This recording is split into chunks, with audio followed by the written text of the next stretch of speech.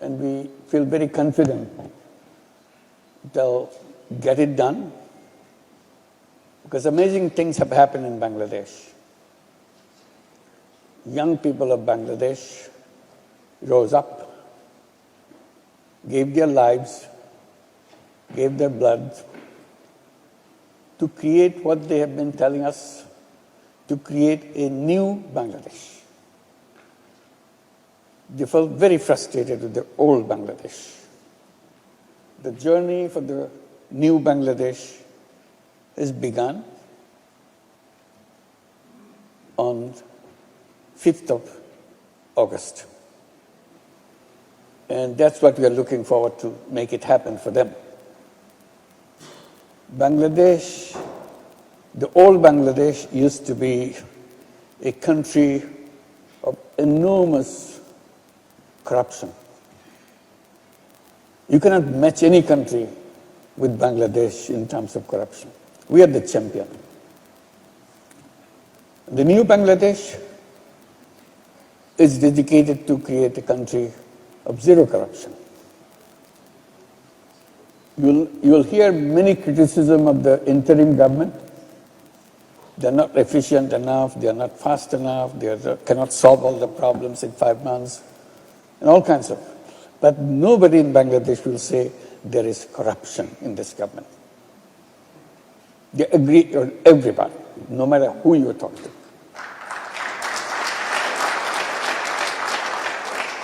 That's the beginning of new Bangladesh. Rest is just a path what you take. How do you get there?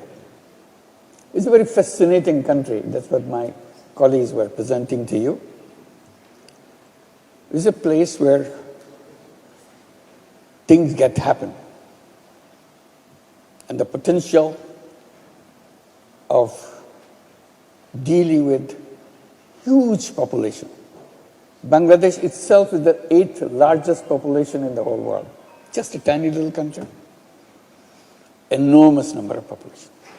So if you look at population as a market, Bangladesh alone is a big market. And then my colleagues were showing that it's not only Bangladesh alone, it's a whole region. It's a kind of unified economic region with Bhutan, with Nepal, with the 7 sisters of India. Nature has put them into one basket. You can't escape that. And we're excited about it. Enormous possibility of hydropower, clean power in Nepal, Bhutan is there. It's waiting to be explored, waiting to be utilized. So clean energy is right there. And those young people, half the population under the age of 25, as my colleague was explaining. It's enormous potential. Young people bubbling with enthusiasm, bubbling with ideas to get things done. And Bangladesh is a very interesting country. Have you ever heard of a bank which lends not to rich people? That's their motto. They don't lend money to rich people. No bank in the world will say that. But Bangladesh does. They created a very funny bank. Lends only to the poor people. Only. Not only they lend money only to the poor, they lend money to poor women. And it doesn't end there. It lends money to illiterate poor women, where women keep repeating to themselves, repeating to the bank official, I'm afraid to touch money. I don't want to touch money. She's scared. Because she cannot count. Nobody ever allowed her to touch money. Bank says, no, you touch money. This is your money. We give it to you to start business. And have you ever heard bank lending money $5, $10? This bank does. So Bangladesh does all kinds of funny things. And those funny things become big, become global, become more powerful. It spreads from Bangladesh to everywhere, including in Europe, including in the United States, including all over Latin America, all over Africa, all over Asia. It's a very fascinating country. These women, illiterate women, changed the world. They changed their life in the process. They changed the minds of many, many, many academicians, researchers, policymakers. They did by showing what they can do. Amazing things. Have you ever heard a bank lend less than $1,000 for a housing loan? This bank does. Lends money under $1,000 for housing loan to build a house because they don't have a house.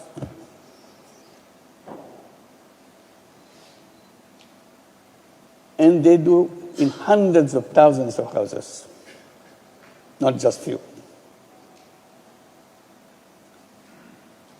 And they're so proud to own their own house with a bank loan. And they pay back every penny of that money with interest. It's not a free loan. And then this loan, $1,000 housing loan, gets Aga Khan Award for architecture. You never heard of that. Aga Khan Award is given to the most fascinating architecture of the world. And one of the most fascinating architecture of the world is housing loan. The houses built with the housing loan of Grameen Bank.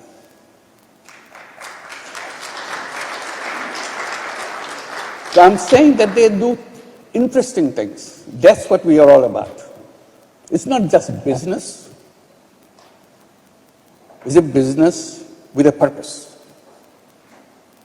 To do things happen in the lives of the people. That's what the Bangladeshis do. Have you ever heard $5 health insurance program? $5 health insurance program for the whole year, providing you health service in a sustainable way, not in a charity way. That program covers its cost and provide all health services to the entire family, not just one person. That's what the healthcare program created in Bangladesh. Have you ever heard a country which never had any industry at all?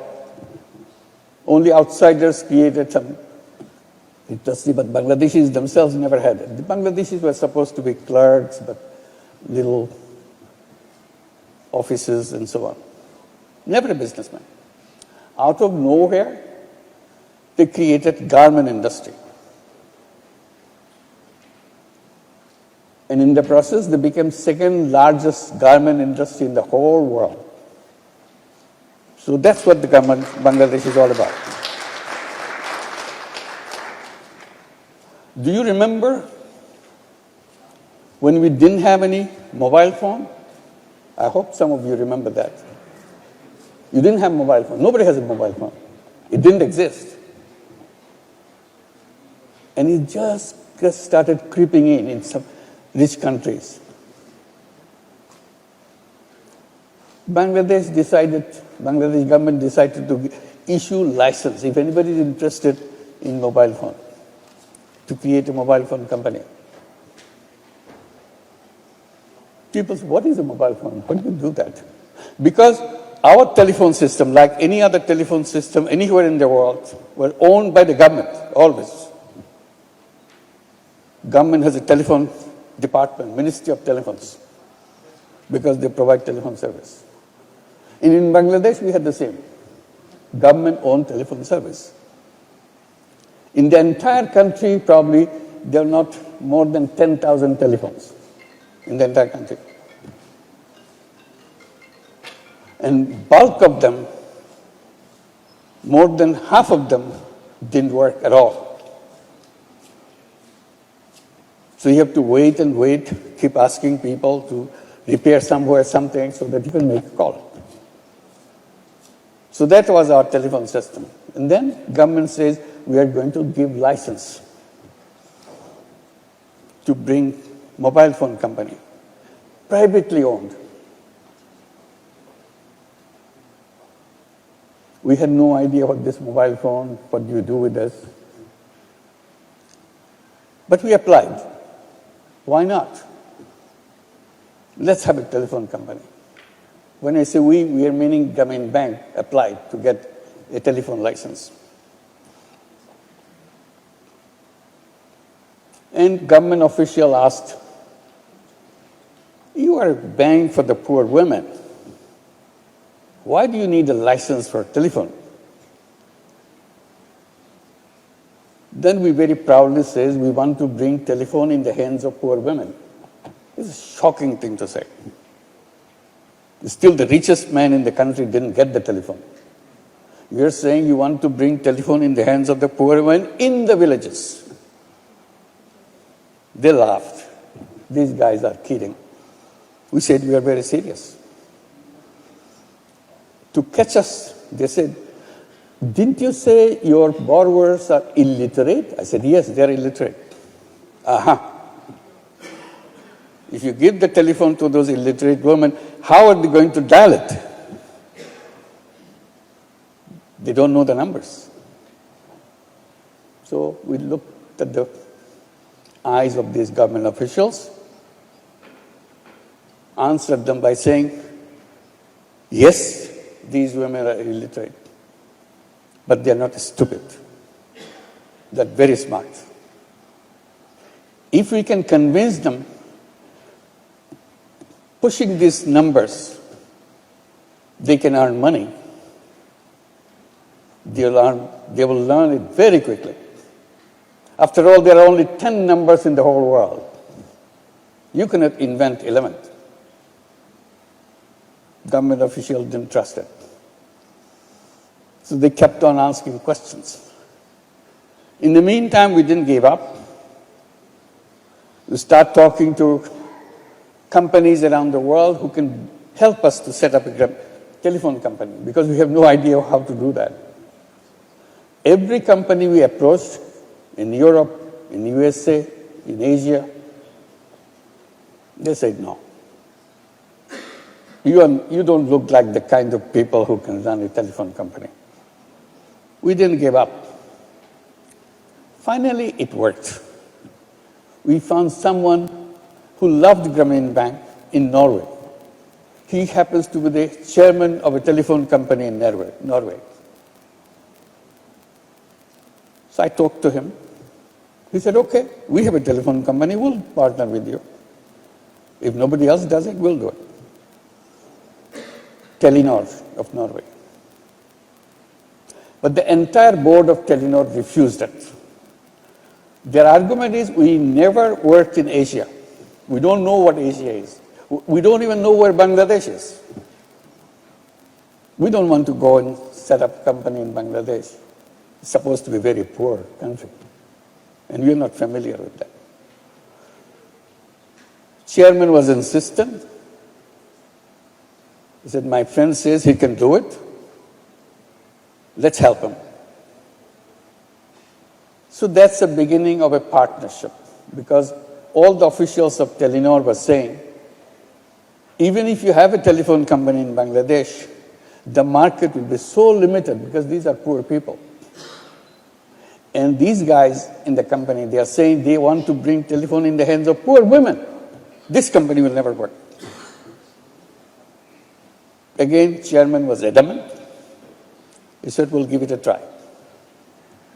So we had a partnership. Telenor officials were so upset They hired a consultancy company in England